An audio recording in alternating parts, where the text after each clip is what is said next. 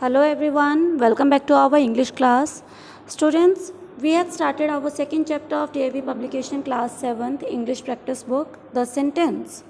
And we had done our 10 worksheets in our previous 3 videos. Okay, today we will do worksheet number 11 and the do it yourself part. Let's begin our today's class. This is a worksheet 11. Punctuation हमने पिछली class में समझा था last video में, जिसमें मैंने आपको worksheet 8, 9 and 10 आपको करवाई है.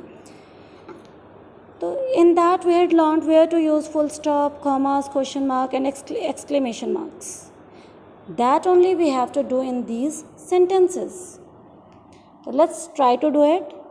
आई लव द सी साइड. तो यहाँ पे बच्चा बता रहा है कि I love the sea side. वो simply he is saying something, he is telling something. तो जब हम किसी को सिंपली कुछ बताते हैं तो क्या होता है लास्ट में? Full stop. ठीक है, लास्ट में क्या आ जाएगा? Full stop. सेकंड क्वेश्चन देखेंगे, व्हाट आर यू डूइंग. तो यहाँ पे वट के बाद हेल्पिंग वर्ब आ गई, उसके बाद आपका सब्जेक्ट है. तो जब भी हेल्पिंग वर्ब सब्जेक्ट से पहले आती है और आगे आपका क्वेश्चन वर्ड भी है, तो ये कौन सा आपका इंटरोगेटिव सेंटेंस है? That will end with question mark. Third is happy birthday grandma. तो हियर समवन इज विशिंग, है ना, best wishes are being given. तो हैप्पी बर्थडे के बाद आप लगाएंगे कॉमा एंड ग्रैंडमा के बाद you will put here full stop. Happy birthday grandma. Fourth, this is my friend Amy. तो दिस इज माय फ्रेंड के बाद कॉमा, एमी के बाद full stop. Number 5, that is ridiculous. तो कुछ एक डिस्गस्टिंग सा जो हमारा बड़ा एक bad reaction we are giving here, but sudden reaction. और मैंने आपको बताया था कि whenever we give any kind of sudden reaction we put the exclamation mark. तो दिस इज़ रिडिकुलस. तो रिडिकुलस के बाद क्या आ जाएगा आपका? Exclamation mark.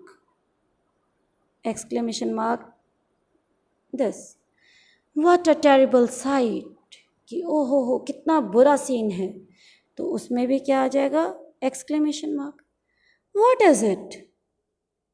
क्वेश्चन पूछ रहे हो, व्हाट इज इट.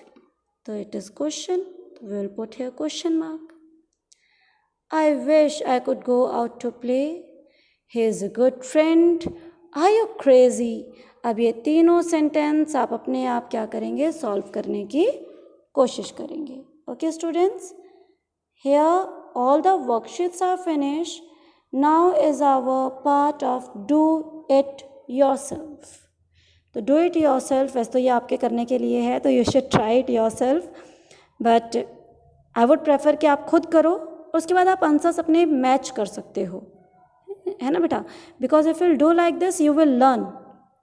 नहीं तो सिर्फ आप देखेंगे, स्क्रीनशॉट लेंगे, काम करेंगे तो आप नहीं सीख पाओगे.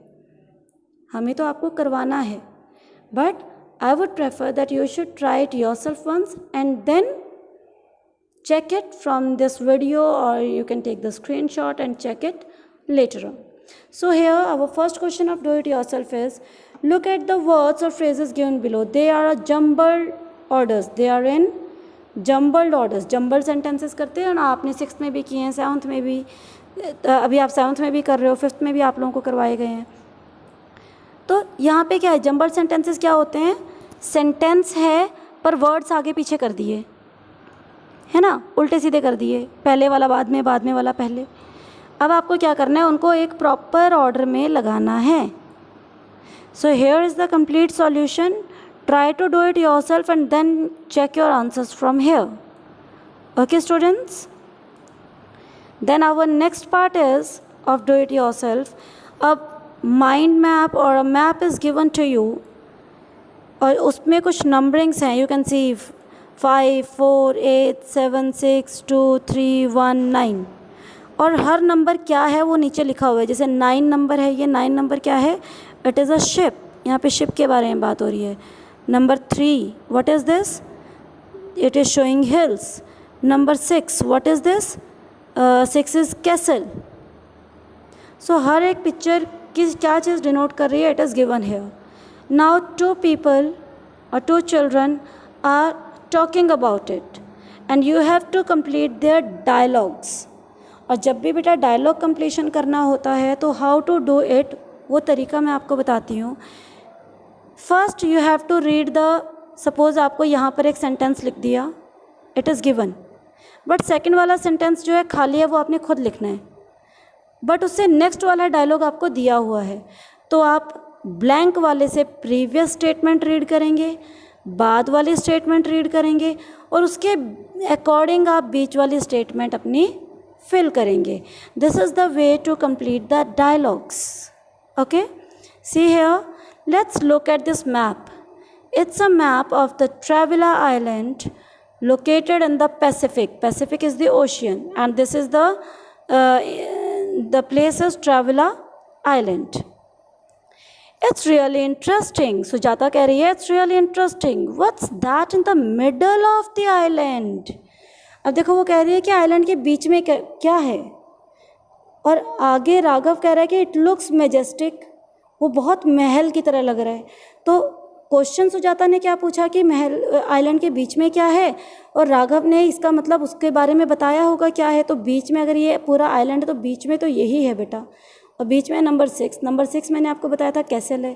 तो राघव का आंसर क्या होगा, इट इज़ अ कैसल, या it looks like a castle, and it looks very majestic. Majestic होता है कोई महल.